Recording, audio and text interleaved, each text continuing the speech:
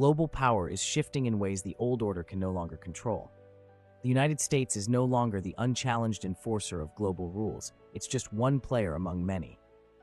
Israel's survival now depends on regional integration rather than Western guarantees. And the Gulf states have evolved from financiers of reconstruction to its architects, starting with Gaza, on their own terms. What's emerging isn't an empire of conquest, but a soft empire, a system of collective sovereignty built on economic alignment rather than political domination. It's a networked form of power, where influence flows through capital, trade, and strategy instead of flags and armies.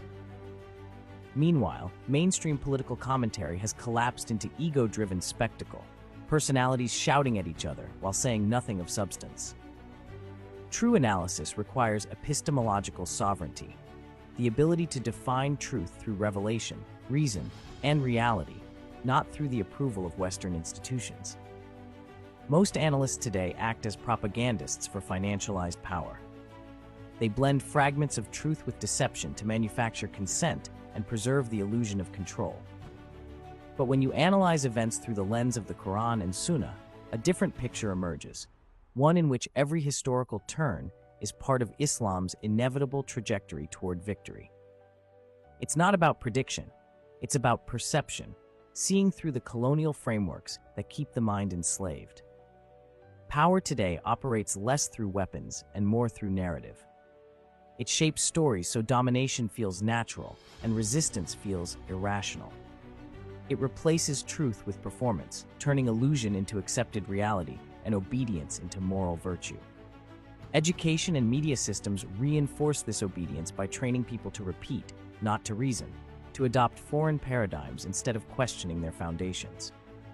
As a result, authentic voices fall silent, and entire societies lose their ability to think in their own language of truth.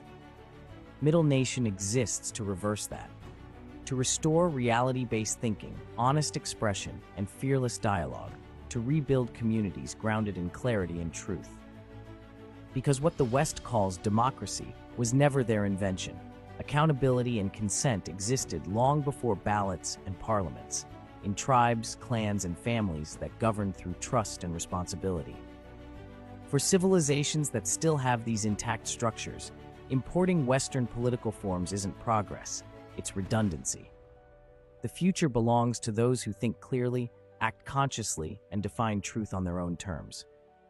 That's the foundation of collective sovereignty and the beginning of the soft empire.